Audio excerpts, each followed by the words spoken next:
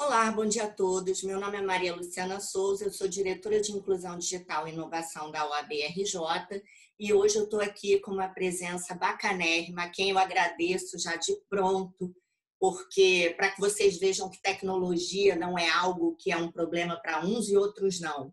Conversei semana passada com a doutora Raquel Crispino, juíza titular da primeira vara de família de São João de Meriti, que foi a magistrada que conduziu a primeira audiência por videoconferência de uma vara de família no Tribunal do Rio. Foi uma conversa incrível, belíssima, e como a tecnologia às vezes prega umas peças, nós tivemos um problema técnico na OAB e o vídeo se perdeu e eu tive que pedir gentilmente a doutora Raquel para que a gente tivesse uma nova conversa. É claro que a gente sabe que não vai repetir, exatamente, né? Até porque não tem nada combinado, não tem roteiro prévio, nada disso.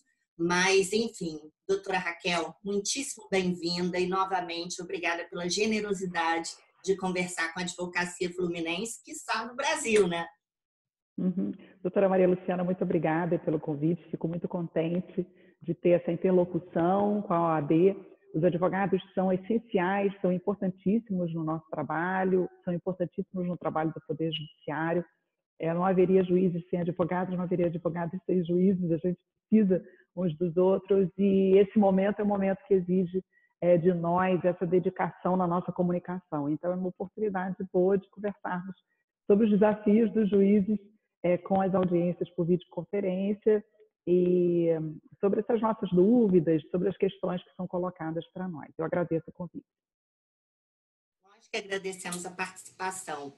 Doutora Raquel, não tem nada combinado entre a gente, mas, enfim, tem uma reflexão que eu fiz no início da nossa primeira conversa e que eu gostaria só isso de tomar a liberdade de repetir, porque eu acho importante para que a gente demonstre para toda a advocacia, né? A gente tem colegas, na verdade, alguns com medo, alguns com reserva, outros com pânico dos atos processuais, das audiências por videoconferência, né?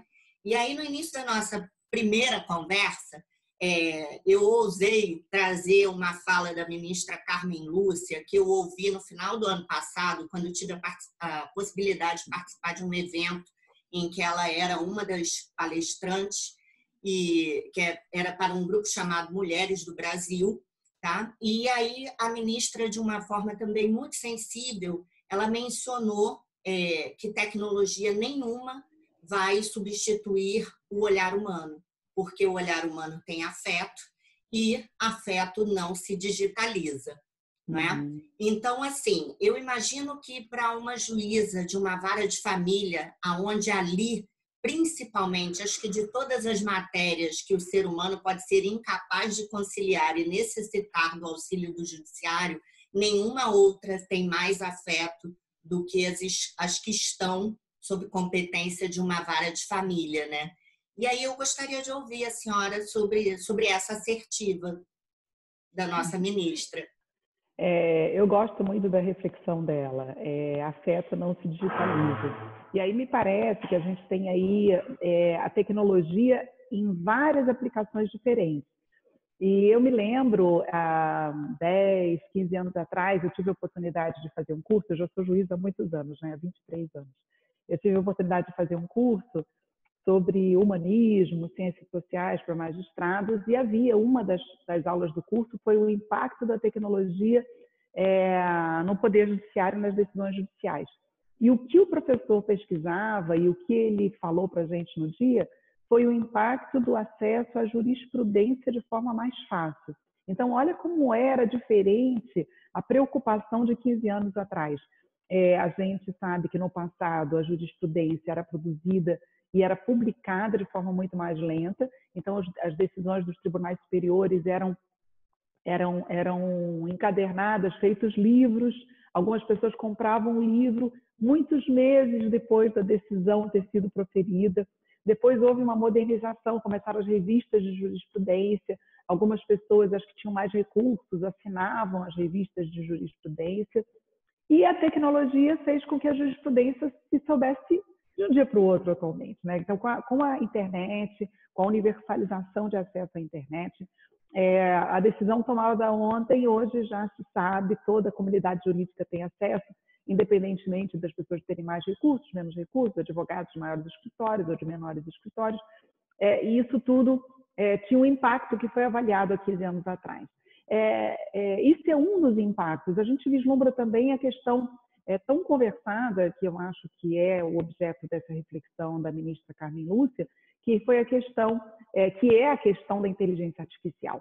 Os processos, eles têm um trâmite, eles têm um caminho processual que é dado pelo processo civil, e hoje é possível já criar um fluxo processual e esse fluxo processual ser automatizado no sistema para andar mais rápido, para não depender o tempo todo do impulso humano. Nós temos servidores que hoje são insuficientes para o número de processos que entra. Isso por causa da lei de responsabilidade fiscal e da eficiência no gasto do dinheiro público e no cuidado com o gasto do dinheiro público. E a gente sabe que as demandas aumentam e a proporção de juízes e servidores não aumenta. Então, o que se pretende é fazer com que alguns caminhos do processo, alguns passos do processo se façam automaticamente. E me parece que a reflexão da ministra Carmen Lúcia é essa: que passos podem ser automatizados e o que não pode ser automatizado? E aí vem a nossa conversa de hoje.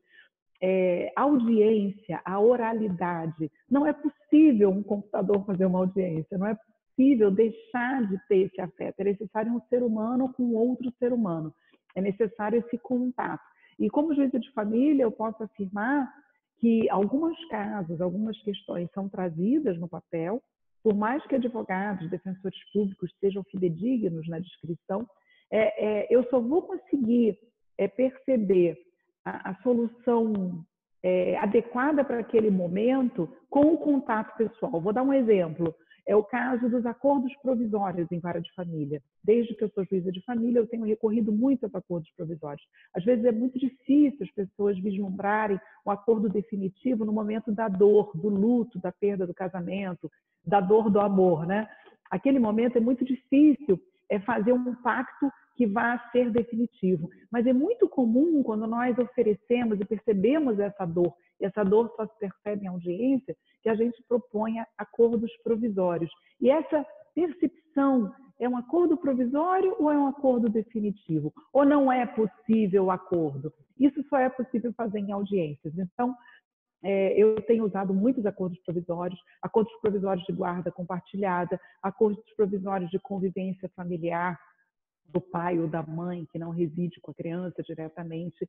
E esses acordos provisórios fazem com que as partes exercitem essa emoção sofrida, e isso é possível a gente evoluir o processo de forma mais eficiente, mais eficaz para a proteção dos direitos dos filhos. A gente tem até uma estimativa empírica, eu gostaria até um dia de fazer uma pesquisa na minha vara, mais ou menos 2 anos, nós levamos de 2 anos a 2 anos e meio para começar uma grande briga, e terminar numa guarda compartilhada com consenso realmente formado entre as pessoas. Isso só é possível com a oralidade. Então, me parece que, muito bem lembrada a frase da ministra Carmen Lúcia, que a senhora refere, ela traz isso, quer dizer, é necessária a intervenção humana.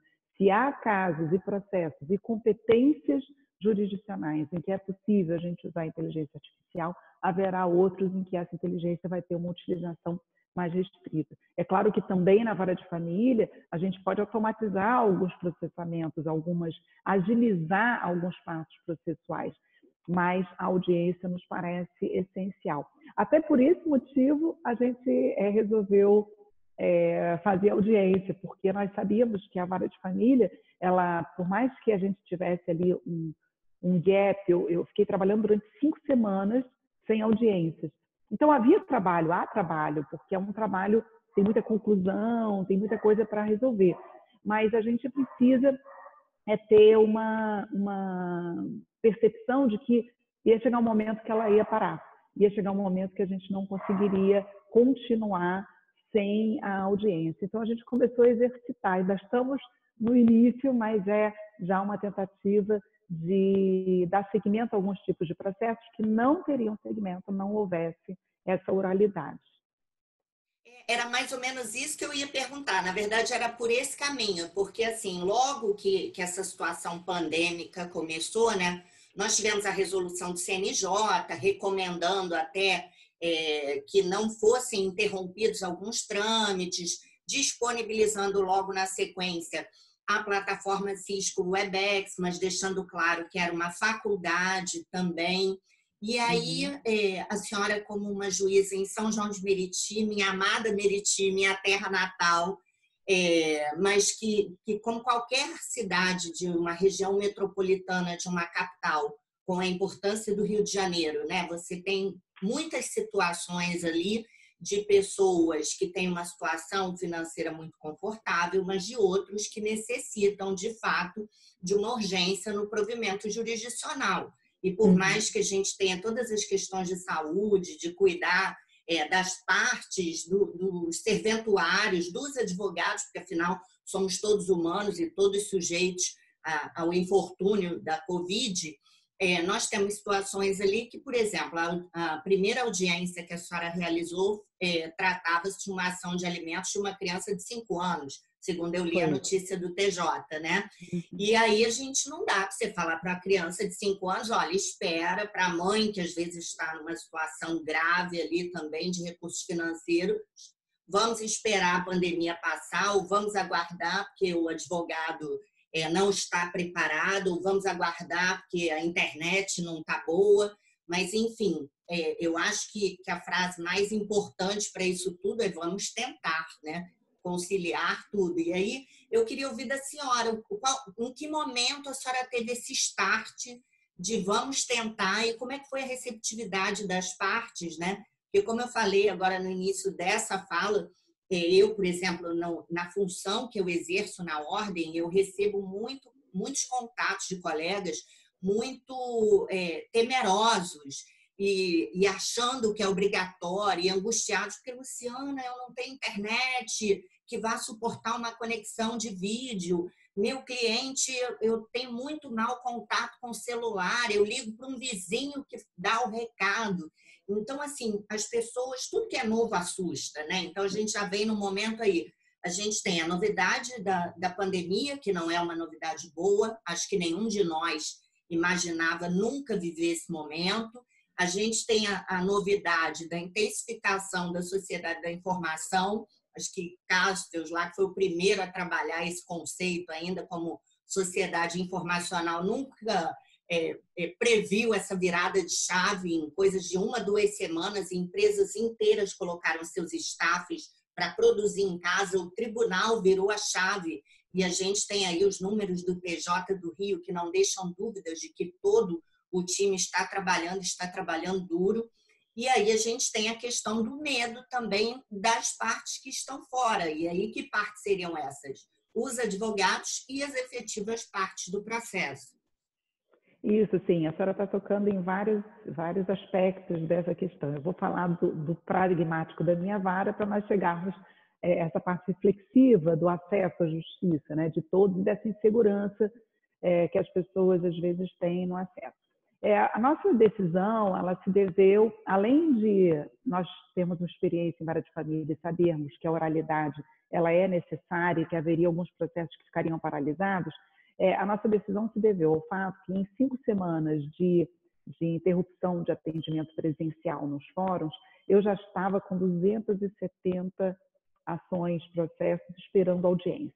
270 em 5 semanas, eu fiquei imaginando, se a gente tiver aqui mais X, quantas houvesse, né, quantas semanas ainda há pela frente de não atendimento presencial, nós poderíamos terminar essa pandemia com um acúmulo de 1.000 audiências, talvez até mais, e seria difícil, nós ficaríamos aí 2 anos, 1 ano e meio para conseguir tirarmos essa diferença, sabendo pela percepção que nós temos hoje de que talvez a gente retorne devagar e mesmo assim sem conseguir ter um acúmulo. Eu não vou poder fazer provavelmente uma pauta de audiências com 10, 12 audiências, com muita gente do lado de fora. Eu vou ter que ter cuidado de espaçar mais o horário de uma audiência para outra. Então, a gente não sabe como será. Então, isso acabou nos levando a esse olhar um pouco mais criativo. preocupados com que nós estávamos com esse recurso. E aí vem uma reflexão, me parece, de ordem abstrata que cabe aqui, que é assim uma percepção nossa, inclusive das nossas relações pessoais, de amigos, de companheiros de trabalho, ou meu próprio serventuários da justiça que trabalham comigo, há uma variação de pessoa para pessoa sobre a percepção do futuro. Essa percepção do que está acontecendo varia muito. Então, eu vi muita gente que durante assim, as 4 primeiras semanas, 5 primeiras semanas, negou o que está acontecendo. E aí a gente vê essa negação, não vai acontecer, nós vamos ter que voltar, não tem como a economia suportar, a gente tem que voltar, quer dizer, a pessoa ela não conseguiu fazer essa percepção de que talvez não volte tão cedo. Essa ficha não cai imediatamente para todos. Eu diria que uma grande parte de nós criou essa resistência. E essa resistência, na nossa percepção, e temos trabalhado nos últimos anos com a emoção humana, ela se deve também a um mecanismo de defesa psíquica. Nem todos conseguem, num primeiro momento, admitir como possível uma realidade ruim, né? Uma perspectiva ruim. A perspectiva ruim, ela geralmente é negada, é um movimento psíquico de negação. Eu não admito, eu resisto. Então, aí vem a primeira reflexão. A gente resistiu, inclusive eu mesma, a gente resiste. Vamos voltar logo, daqui a 10 dias nós estamos de volta.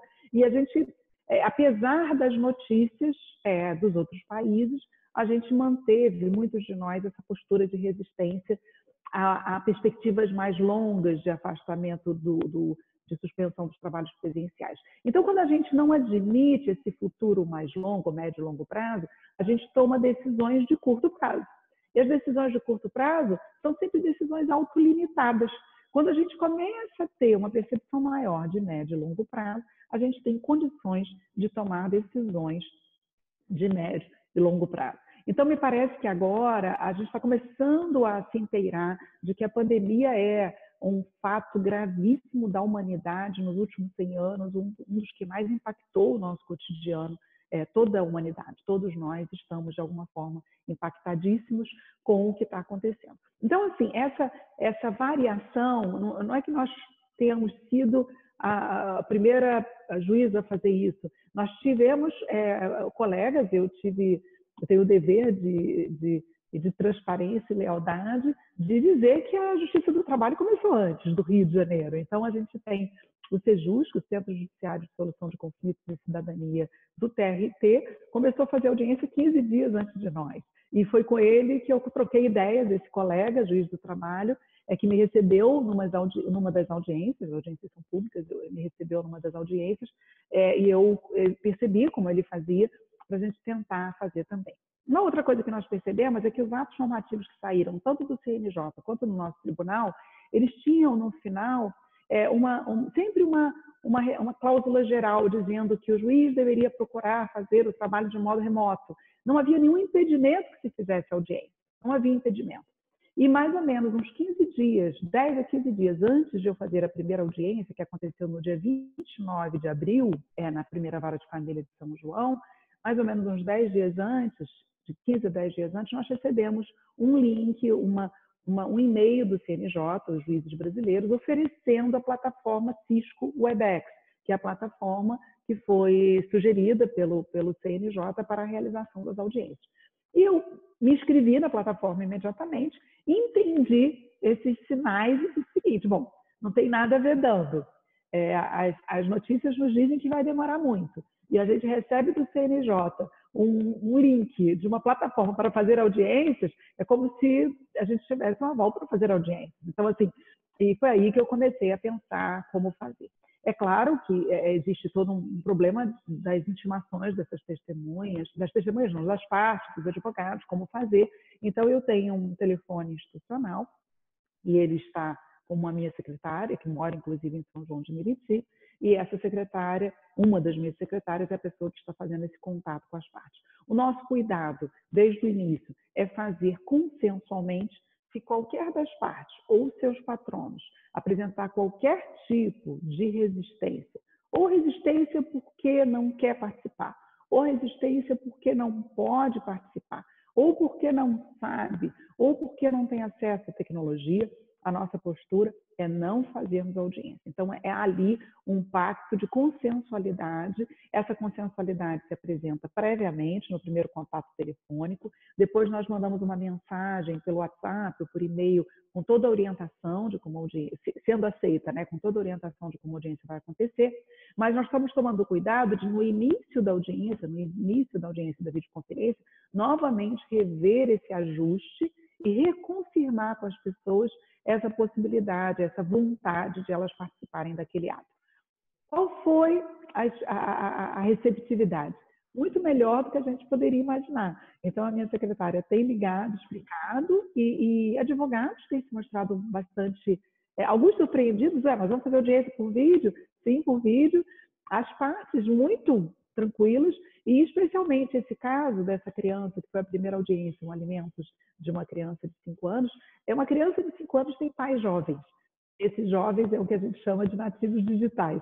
Uma delas, a mãe da criança, estava fazendo pelo smartphone, ao mesmo tempo que ela fazia pelo smartphone a audiência comigo, ela pelo smartphone começava com WhatsApp, pelo WhatsApp com a defensora pública, com muita agilidade. Eu não faria com tanta agilidade pelo meu smartphone, mas ela fez. Então, a gente percebeu, assim, ambos, tanto o pai quanto a mãe da criança, jovens, muito à vontade com essa tecnologia. Pessoas pobres, de classes populares, residentes em São João de Meriti, mas que tinham essa condição, né? E talvez eles estivessem mais preparados, até pela idade, para essa inovação do que propriamente os defensores, advogados, promotora e eu, que a gente ainda estava assim, mais preocupado como é que se mexia na plataforma. Então, assim, eu acho que esse pacto entre todos nós, de consensualidade na realização das audiências, me parece que ele é a premissa do nosso trabalho, ele é a estrutura desse trabalho.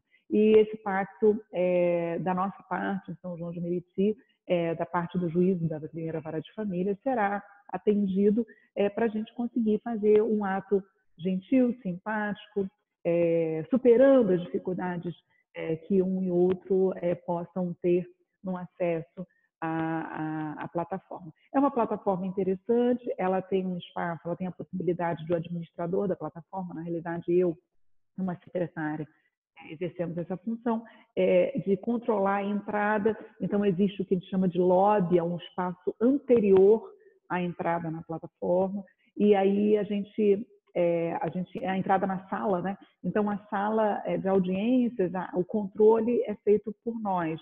Isso permite, eu não realizei oitiva de testemunhas ainda, mas isso permite a oitiva de testemunhas. Essas testemunhas vão esperar nesse lobby, né? Elas entram na plataforma, esperam nesse lobby, não há conversa entre elas, e o juiz vai chamando e vai ouvindo enquanto vai fazendo a audiência. Um outro recurso é a gravação de toda a audiência, que na nossa perspectiva substitui, de acordo com o acordo entre as partes feito no início da audiência, substitui a assinatura da ata. E a gente sabe que essa ata da audiência é assinada pelo juiz eletronicamente, pelo servidor que participou da audiência, e normalmente na justiça do Estado pelas partes. Mas essa assinatura pelas partes fica dispensada com a gravação.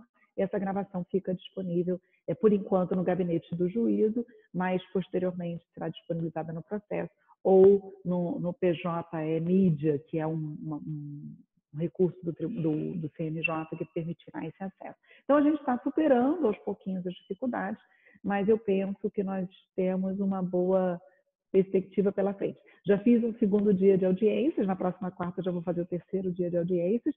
Nesse segundo dia a gente viveu uma experiência interessante, uma das partes não conseguiu entrar. Parece que o smartphone com 3G, ele cria mais problemático para ter acesso à imagem de vídeo. Era uma pessoa mais velha, um oferecimento de alimentos, era um pai mais velho que a mãe oferecendo, e ele não conseguiu entrar. No entanto, nós poderíamos, naquele momento, suspender a audiência, adiar, deixar para depois da pandemia, mas ele concordou, ele tinha interesse em oferecer os alimentos, ele queria que o processo andasse, então ele acabou fazendo audiência pelo telefone com a defensora pública, e foi feito um acordo, e nós só tomamos o cuidado de, como ele não estava presente, que esse acordo digitado, assinado por nós e colocado nos autos, a Defensora Pública traria depois uma ratificação dele, assinada por ele, dos termos desse acordo, para ele poder ser homologado. Então, é sempre muito cuidado com a manifestação das partes, com o consenso, e a gente conseguiu evoluir na audiência, apesar de uma das partes não ter conseguido entrar, porque ele era o autor, ele queria muito definir os alimentos da filhinha, uma filhinha de 2 anos, que ao curso da audiência, participava da audiência algumas vezes, porque ela ia brincar com a mãe e botava a mão no celular. E digamos que a audiência por plataforma digital, ela traz para os juízes uma realidade diferente das partes. É tudo muito diferente. Existem coisas, características diferentes do que seria uma audiência presencial. Mas é um exercício, nós temos que tentar, para tentar ajudar. Todos saíram muito satisfeitos. Eu entendo que, pelo menos pela nossa percepção, todos estavam ali porque queriam, advogados e partes, e todos terminaram a audiência satisfeitos com o ato. Isso para nós é muito caro, é muito importante, né? É isso, doutora Luciana. Agora, tem uma coisa que a senhora falou que eu me lembro que a gente conversou na primeira conversa, que eu achei muito rico, que é o trabalho da OAB para os advogados mais experientes, né? Às vezes o advogado é um advogado que tem muita experiência como advogado, ele é excelente, né? Mesmo porque ele não é alguém que está começando, e justamente porque é mais experiente, nasceu antes, ele tem uma dificuldade com a tecnologia. Então, como é importante essa fraternidade, essa solidariedade entre os pares, esse trabalho que a OAB está fazendo para dar segurança, para dar apoio a esses advogados, eu diria que isso também tem um rebatimento no Poder Judiciário, né? Nós precisamos dar apoio entre nós, serventuários da justiça que não conhecem tanto o sistema, a tecnologia, porque são pessoas mais velhas e não têm tanta agilidade, mas precisam de apoio nesse momento, porque tem que trabalhar em casa. Juízes que são mais experientes, juízes mais jovens, a gente percebe a diferença. Isso vai ser minimizada, essa dificuldade, com a solidariedade entre nós, né? Juízes mais jovens ajudando mais velhos. Eu, por exemplo, tive uma dificuldade com alguns recursos do Cisco-EDEX, e quando os meus colegas começaram a me perguntar como era, né, depois da primeira pauta de audiências, eles descobriram coisas que eu ainda não sabia, e nós já estamos trocando ideias. Então, como é importante essa rede, né? Esse pacto de apoio mútuo para que as nossas instituições consigam fazer um bom trabalho à população nesse momento. Eu acho isso muito, muito importante, muito relevante para a gente chamar a atenção aqui.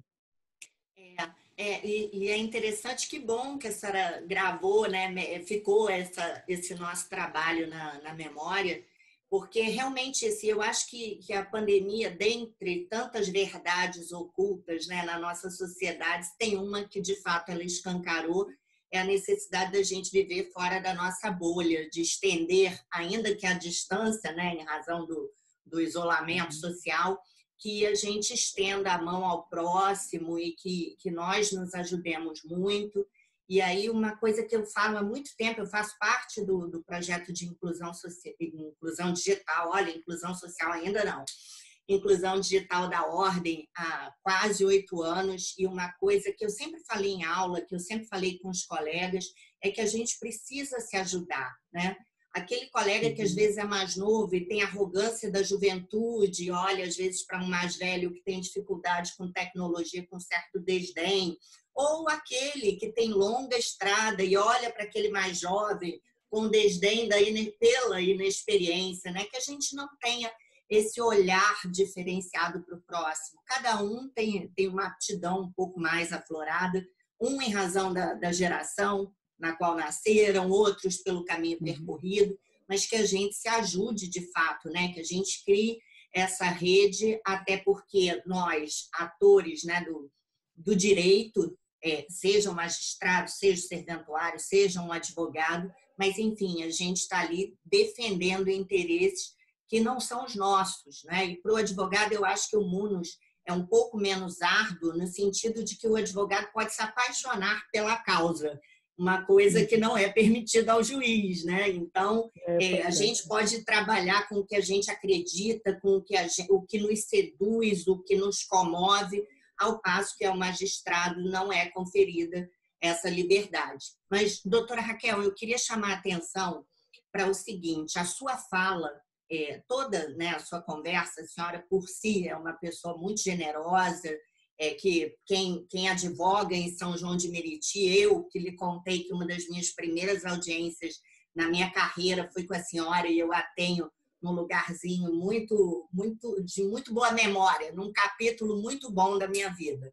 Enfim, a sua fala, eu acho que ela cria para nós, ou ela demonstra, melhor dizendo, que o advogado não precisa temer esse procedimento. Até porque há uma sensibilidade dos envolvidos. É claro que eu sei que aqui a senhora está falando da sua experiência e da sua sensibilidade. A gente também sabe, né, pelo menos o advogado deveria saber, que o magistrado tem ali a autonomia para formar seu convencimento, a condução de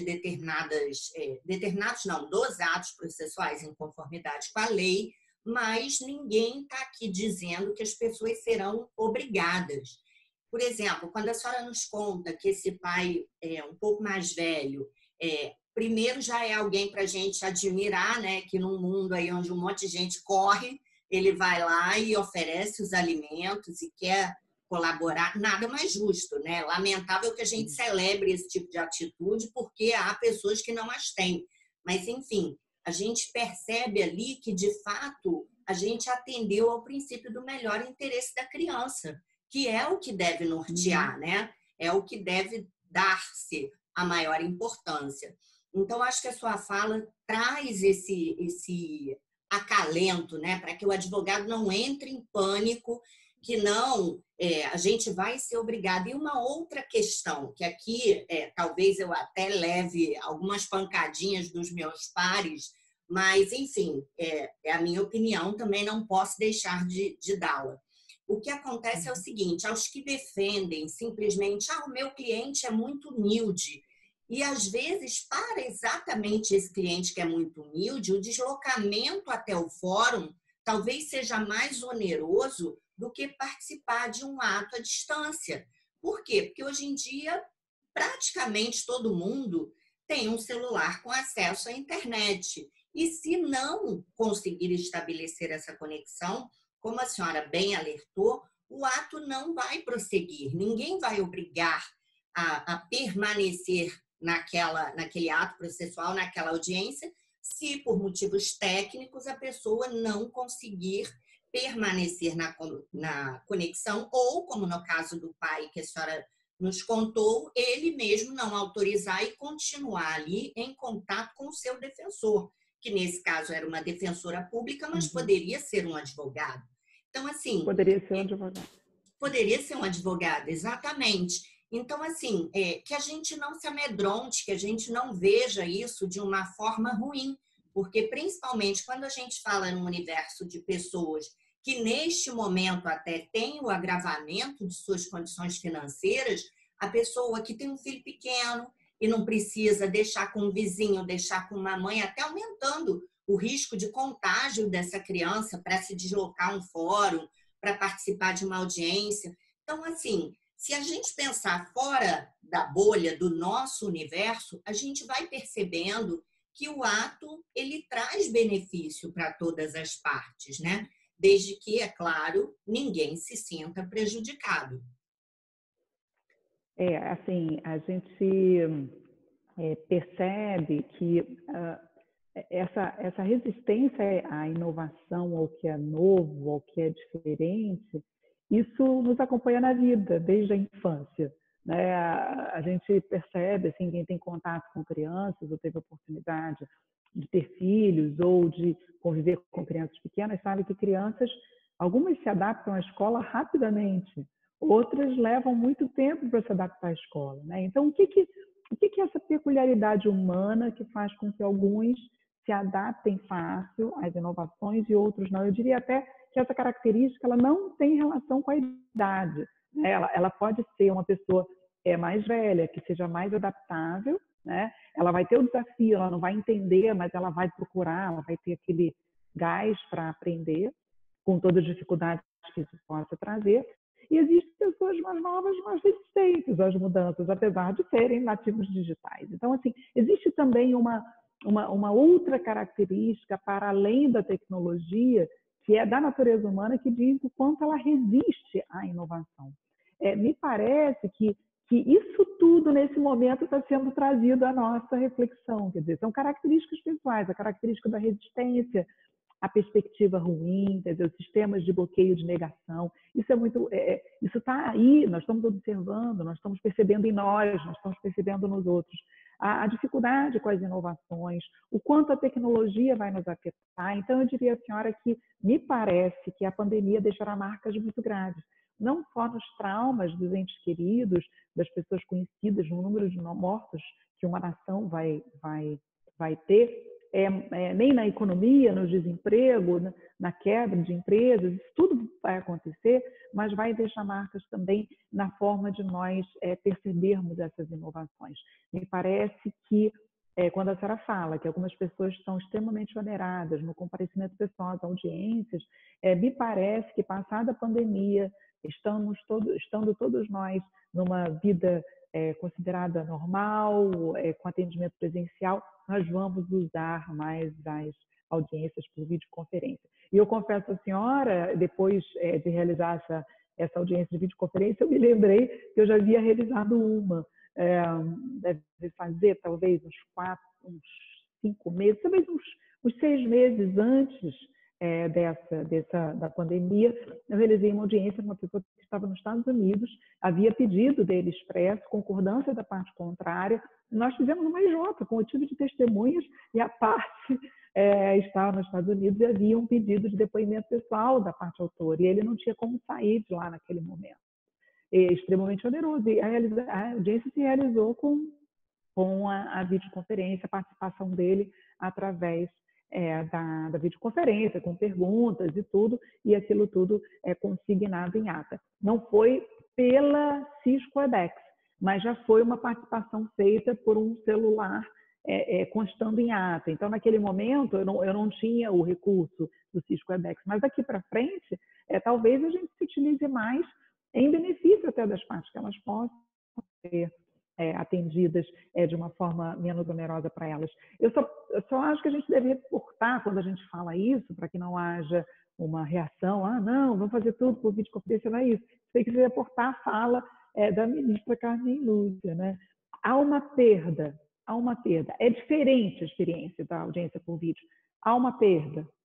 Então, a gente vai ter que, caso a caso, vai ter que avaliar bastante esse custo-benefício, essa perda, porque estar na audiência pessoalmente, olhar no olho, conseguir entender as pessoas naquele contexto, a audiência ela não deve ser um momento traumático, tem que ser um momento acolhedor, um momento sério, mas é um momento acolhedor, numa vara de família especialmente, é um momento muito especial, é muito comum as partes guardarem a imagem daquele juiz para o resto da sua vida. Às vezes só participaram numa audiência na vida. Então, elas lembram daquele juiz, elas lembram do que o juiz fala, e nós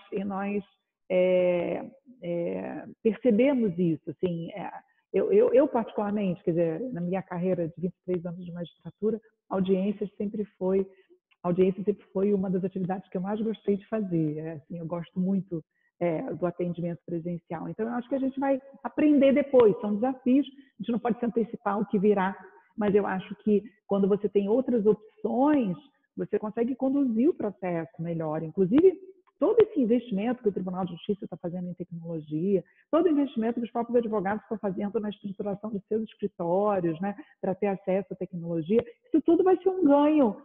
A gente foi forçado, né? Todo mundo forçado a fazer isso nesse momento. Alguns com mais planejamento, já estavam preocupados desde antes, outros com menos planejamento. Todos nós estamos sendo forçados a implementar. Eu acho que isso vai ser um legado importante na agilização dessa comunicação.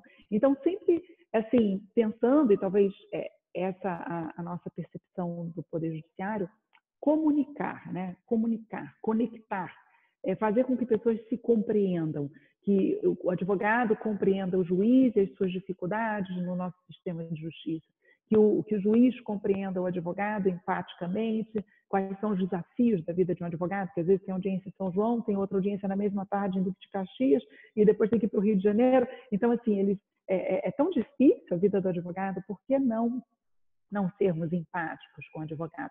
Os advogados com os defensores, que também têm uma outra estrutura de trabalho. Então, assim, todos nós olharmos para uns para os outros de forma mais empática e percebendo que daqui a algum tempo, quando esse momento difícil passar, a gente vai ter que repactuar algumas coisas, né? Em prol da população, porque nós estamos aqui por causa da população, né? Os senhores trabalham atendendo aos seus clientes no processo, porque é necessário ter alguém como advogado para fazer essa defesa, né? O acesso à justiça é essencial.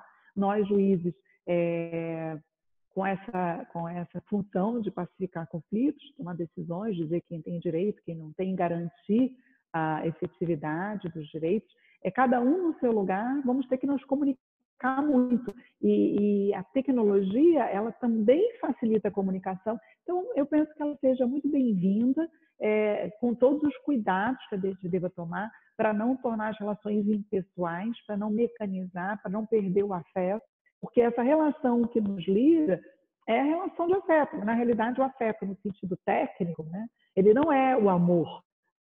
A gente sabe disso. O afeto, no sentido técnico, estudado pela psicologia, ele é a afetação, é estar tocado, é estar, de alguma forma, afetado com a presença do outro, né? É perceber o outro. O afeto é a percepção do outro. Então, no fundo, a vida é afeto, é o quanto nós nos impressionamos com a presença do outro o tempo todo. A tecnologia ela pode ser usada para melhorar esse contato, essa conexão, essa comunicação. Então, eu acho que a gente tem que olhar com simpatia para esse recurso. Hoje, essência importante no futuro nas nossas relações.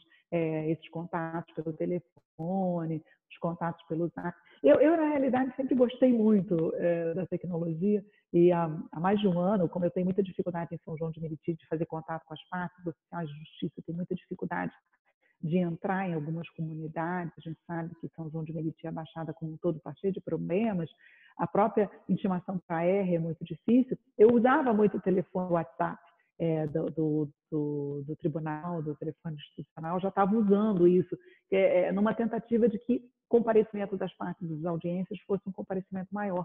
E estava tendo muito êxito, porque entrando em contato ao telefone, a pessoa se sente considerada, valorizada. Ela chegava na audiência, poxa, a primeira vara de família me telefonou para me lembrar da audiência, eu compareci. Então, assim, é um cuidado com o outro, né? Não é só uma sensação, é uma percepção da realidade. Alguém está se preocupando com a minha existência, eu tenho um processo, eu recebi um telefonema. Os advogados são simpáticos, eles são gentis, eles quando recebem os telefonemas, não, pois não. Às vezes um retorno de uma decisão grave, que a gente precisa, uma busca e apreensão que foi pedida, e quantas vezes o meu gabinete faz contato com o advogado, né, para fazer o cumprimento. Então, assim, são pequenas gentilezas, gentileza gera gentileza, que nós consigamos fazer com que o nosso espaço de trabalho seja um espaço gentil, que é o que manda a lei, mas a lei não precisava mandar isso, isso faz parte da relação humana, que seja um espaço cuidadoso, delicado, de gentileza, porque a gente, sendo gentil, o outro também e a gente vai ajustando essa forma de comunicação gentil, né? Bom, não sei se eu me estendi aqui na minha fala, mas assim, eu penso que a senhora tem um trabalho muito grande aí pela frente. Eu também tenho, todos os juízes têm, o Tribunal de Justiça na parte da gestão de tecnologia também, porque a gente vai ter aí muitos desafios. Estamos no começo da caminhada, Eu vou dar um exemplo de um fato que aconteceu na última audiência, além desse senhor que não pôde participar, é um exemplo de como a gente, na experiência fazendo audiência, a gente vai desenvolver. Chegou no final da audiência, eu estava terminando de pegar a concordância das partes, uma audiência longa, que demorou mais de 1 hora, de regulamentação de convivência, foi a primeira que eu fiz, foi a terceira do dia. A mãe da criança caiu, a ligação caiu. E a gente não conseguia ligar para ela pelo celular, a defensora ficava tentando, não conseguia. A gente desconfiou que tinha caído a bateria dela. tinha caído a bateria. Então, hoje eu já estou, entre as combinações que eu vou chamar a atenção às partes, no início da audiência, é que elas cuidem para que o seu aparelho, ou o notebook, ou o computador, ou o smartphone esteja ligado a uma fonte de energia para não acontecer isso. Porque aí, para conseguir ligar de novo e voltar, alguns telefones são lentos, né? Porque quando ele gasta a bateria até o final, ele custa voltar. A gente, como estava muito no final, não podia esperar, fazer as partes todas esperarem. A gente ainda tentou uns 5 minutos fazer contato com ela, não conseguimos. Aí eu fechei e fiz a mesma coisa que eu fiz com o do outro senhor. A defensora pública para entrar em contato com ela, para fazer a concordância expressa, porque ela concordou o tempo todo, a ligação estava gravada, mas no final ela caiu a ligação dela. Então, assim, são coisas que na prática a gente vai começar a chamar atenção. Eu mesma não tinha me preocupado com isso. Será que os meus aparelhos de conexão eles estão ligados? Porque a gente fica na audiência, ocupado com a audiência, às vezes não percebe, de repente cai tudo porque caiu a bateria. Então, são detalhes que a gente vai aprendendo na prática para poder aprimorar e fazer audiências mais rápidas, mais efetivas, com menos intercorrências. E se a gente não começar a usar, como é que a gente vai aprender? Só fazendo, né? É o tipo de coisa que só começando para a gente começar a ter essa experiência maior para fazer com mais eficiência, mais rapidez, com mais vezes, ocupando menos a energia das pessoas, advogados, partes e os profissionais que estão envolvidos na audiência. Então, são exemplos que eu vivi, só em 2 semanas de audiência que eu fiz, eu já vivi várias questões que vão me fazendo aprimorar a forma de fazer a audiência, né? E são coisas novas, mas vamos lá. Inovações são necessárias.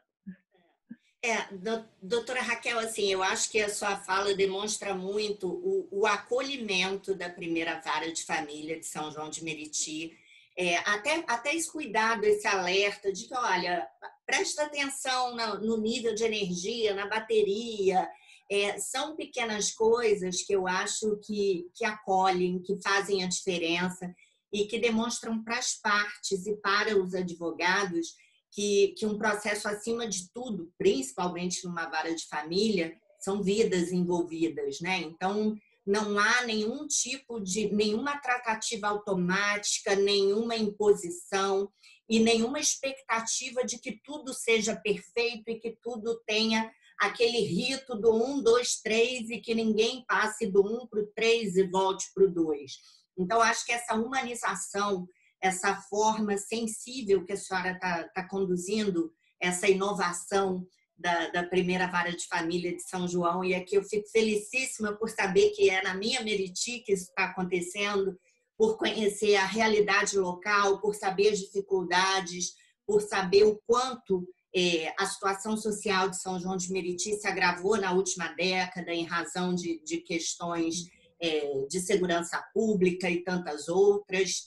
Então, a gente perceber esse cuidado, e repito de novo, eu acho que essa palavra é uma palavra que define bem e é uma palavra que, de fato, cria toda uma onda de boa energia, que é o acolhimento que a senhora está conduzindo em face das partes dos advogados. Então, acho que essa nossa conversa serve para tranquilizar a advocacia, para mais ainda aos advogados que têm processo ou que os processos serão distribuídos para a sua vara, porque certamente já sabem que ninguém vai ter prerrogativa violada, que não haverá nenhum prejuízo para as partes e que a gente veja no uso das tecnologias, de fato, novas oportunidades, né? No nosso ministério, na forma que a gente atua em prol da população, como a senhora bem destacou. Na última sexta-feira, eu tive uma live com o doutor Fábio Porto, seu companheiro de fronte,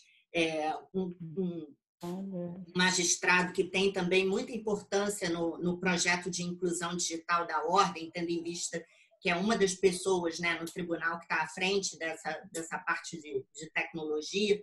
E aí, uma das coisas que eu reforcei com ele é o seguinte, que o uso da tecnologia ela traz também para a advocacia um novo horizonte, que eu não usei o termo, mas ele usou, e é realmente o que vale, que é a paridade de armas. Enquanto, por exemplo, eu sou uma advogada, eu escolhi a advocacia por paixão. Desde o meu primeiro dia de faculdade, os professores perguntavam quem quer advogar, eu sempre levantei a mão. O exercício da advocacia me fascina. E eu vou até onde a lei permite. Então, eu sou advogada que vai para a sustentação, que defende as razões do seu cliente. Só que eu estou muito do lado do tribunal, é muito perto. Às vezes tem um colega que também tem essa mesma essência que eu tenho e, às vezes, por estar numa pequena cidade no interior do estado, não podia exercer a advocacia dessa forma, porque, às vezes, o cliente não estava disposto a custear, porque ele tinha até uma condição de saúde que não permitia viajar. E quando a gente passa, por exemplo, na segunda instância, a ter as sessões de julgamento por videoconferência, você cria também para o advogado mais uma oportunidade para ele exercer o seu munus, né? E com o jeitinho dele, com os argumentos dele, que ninguém vai conhecer mais o processo no aspecto, né, do ponto de vista do seu cliente do que o seu defensor. E às vezes a gente até contrata um correspondente, pede a um colega que vá, mas quem vai estar imbuído ali de todos os detalhes daquele processo é, de fato, o advogado que o patrocina. Então, assim, reforcei isso aqui mais uma vez, porque assim, a live fica disponível lá por um tempo determinado, e eu fiz questão de ouvi-la fora do projeto da live, porque eu queria, de fato, que a gente criasse esse ambiente de calma para que a gente veja que não é impositivo, que não é obrigatório, pelo menos por enquanto, não há lei que obrigue as partes a aceitarem, mas que, sem dúvida nenhuma, é uma alternativa para que a gente já pacifique as relações praticamente que em tempo real, né? A gente já sabe que há uma tendência aí de uma demanda reprimida, enquanto a senhora falava nas 270, se eu registrei o número correto, a audiência, já me veio em mente o seguinte: olha que agora muita gente não está intentando demandas porque não tem como encontrar com advogado, porque não se sente seguro para ir até a defensoria. Mas é fato que se a gente não tivesse toda essa questão de saúde pública, esse número seria ainda maior. Então, que a gente, de fato, crie essa rede. Queria tranquilizar os colegas que, a partir dessa semana, a gente já deve estar anunciando aí as ações de capacitação. A Diretoria de Inclusão Digital, junto com a Comissão de Prerrogativas, a gente está atuando na defesa dos interesses dos advogados e a gente está de mãos dadas com o tribunal para que a gente se ajude e passe junto por esse momento. E acredite que é só uma fase, né? Vamos todos passar por isso e, se Deus quiser, sair bem. Eu também acredito nisso e acredito sempre que princípios de vida, valores ajudam a viver bem os momentos de dor e de aflição, né? Quando a gente tem esses princípios o que a gente chama, quando a gente fala de justiça restaurativa e mediação de conflitos, a gente fala de uma imagem metafórica que é um tecido, que a gente chama de um tecido social. É que como todo mundo estivesse costurando esse tecido ou bordando esse tecido. É como aquelas mulheres que a gente vê no Nordeste ou no Sul do Brasil, que todo mundo faz o trabalho artesanal junto no mesmo pano, né? O tecido social é isso, ele é a capacidade de nós nos conectarmos e criarmos fluxos. E esse tecido, ele é também usado na expressão da rede de proteção à infância como rede, né? O sistema de proteção à infância e adolescência, fala-se de rede. Hoje se fala de rede também para proteger a pessoa vulnerável, os hipervulneráveis, idosos, pessoas com problema de saúde mental, então pessoas em situação de rua. Os direitos, eles precisam dessa rede, né? É como se fosse uma rede de um malabarista no circo. Ele está fazendo malabarismo, a vida é isso, mas ele vai cair em algum momento, é preciso ter uma rede. Essa rede são essas conexões que a gente faz uns com os outros, esse tecido social. Eu acho que nós estamos tendo uma oportunidade, a nossa geração está tendo uma oportunidade rara, né? Nós passamos 100 anos sem uma pandemia grande, né? A última que se tem notícia é muito grande, assim, foi a gripe espanhola, há 100 anos atrás, né? Em 1918. E assim, a gente está tendo essa oportunidade. O que a gente vai fazer com isso? É uma escolha pessoal, institucional e pessoal. como a gente vai lidar com isso. Não é só uma questão de fugir do vírus, usar luva, usar máscara, lavar as compras que chegam em casa, não é só isso. A gente tem outros desafios, pessoais e coletivos.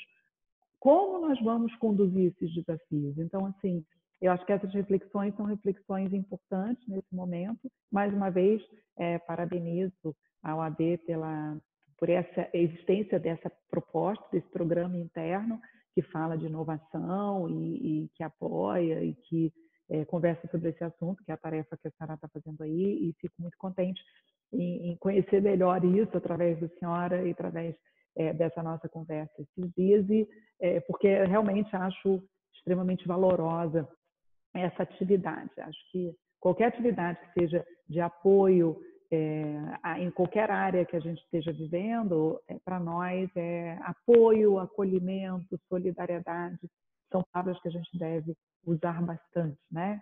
Se não usar com o coração ainda, porque muitos de nós ainda não têm essas palavras no coração, pelo menos no exercício, porque às vezes a gente não tem ainda uma aquisição, a gente ainda não consegue sentir, compreender alguns valores, mas a gente se exercita. Os valores, eles são exercitáveis, a gente faz o exercício do apoio, a gente faz o exercício do acolhimento. Um dia a gente consegue ser acolhedor, né? Um dia a gente consegue ser um apoiador, mas o exercício, pelo menos, é importante para que a gente possa, com esse hábito, com essa disciplina, adquirir essas habilidades socioemocionais. Todos nós precisamos, para as nossas profissões, de habilidades socioemocionais, mas elas só são adquiridas a partir do momento que a gente as exercita, senão elas não fazem parte do nosso patrimônio pessoal, né? Então é isso, eu queria parabenizar a senhora e o trabalho, mais uma vez agradecer o convite para estarmos aqui nessa conversa, e colocando à disposição para conversarmos sobre outros assuntos que possam interessar. Uma proposta, mas aí não seria a conversa comigo, só vai ter muita gente para conversar, que é o trabalho da mediação e da conciliação através da tecnologia. Esse trabalho já tinha começado muito antes da pandemia, como fazer mediações usando a tecnologia, né? Isso é alguma coisa bem interessante, a gente vai crescer nisso, provavelmente daí para frente, né? Sobre esse tema específico, ainda não com o TJ, mas a minha segunda live no projeto OAB-RJ com você foi com o ministro José Barroso Filho, do STM, que é um ser humano também, um magistrado vocacionado, apaixonado pela educação, pelo poder transformador da educação, e foi aí que eu tive a honra de conhecê-lo, mas nós conversamos exatamente sobre o uso das plataformas digitais na mediação dos conflitos, como soluções complementares, né? Muita gente fala alternativa, mas, na verdade, não necessariamente alternativo. Mas vou ficar com a dica para a gente conversar no âmbito do TJ, que certamente é uma outra visão, enfim, todo mundo pensando no bem comum, mas cada um com a sua peculiaridade, né? E acho que quando a gente conversa, a gente cresce, a gente escuta o outro, a gente exercita e a gente vai juntos, né? Doutora Raquel, muito, muito, muito obrigada. Se na nossa primeira conversa minha gratidão já era enorme, nessa segunda ela se torna maior ainda pela sua generosidade em me ajudar nesse processo de convencimento da advocacia, de tranquilização da advocacia, pela sua forma humana de lidar com as partes, com os advogados, enfim. Obrigada por tudo. Desejo que São João conte com a senhora por muitos e muitos anos e torço pela sua chegada ao tribunal, porque definitivamente nós precisamos de magistrados que tenham esse olhar, que tenham essa capacidade de desenvolver empatia, de disseminar ou de semear empatia pelo caminho. Então, muito obrigada por tudo. Saúde, paz e bem para a senhora e todos os seus, para os nossos queridos de São João de Meriti, para todo mundo do Rio de Janeiro, enfim. Quem puder, fique em casa, quem precisar, trabalhe, mas se cuidando, né? E, doutora, deixo aqui para as suas palavras finais e já me despeço dos meus colegas da Ordem, agradecendo a todos pela audiência, pela paciência, que toda hora eu estou aí num dos veículos da Ordem, mas a tentativa é a gente criar uma rede de colaboração da nossa classe. Eu queria agradecer muitíssimo a oportunidade dessa conversa, foi muito rica, gostei muito de conhecê-la melhor, as suas ideias, o seu acolhimento, a sua tranquilidade na forma de lidar com esse assunto, que parece um assunto tão frio, né? A tecnologia, muitas vezes as pessoas lidam com isso de uma forma fria, fico muito contente que a OAB tem uma advogada que tenha essa percepção humana da questão e agradecer muitíssimo o convite, dizer que estamos à disposição e que eu não tenho pretensão de sair de São João tão cedo, gosto muitíssimo da jurisdição lá e também não tenho pretensão de me aposentar tão cedo, então os senhores ainda vão me ter aqui como magistrada no Rio de Janeiro, provavelmente por muitos e muitos anos, que a gente consiga sempre manter esses canais de comunicação abertos com a AD, é o nosso desejo. Também desejo saúde para a senhora, para os advogados, para as partes, que nós consigamos nos preservar nesse momento e nos apoiar mutuamente. Esse é o meu desejo para todos. Obrigada, doutora Raquel. Então, aqui a gente encerra. Tchau, tchau. Fiquem com Deus e até a próxima.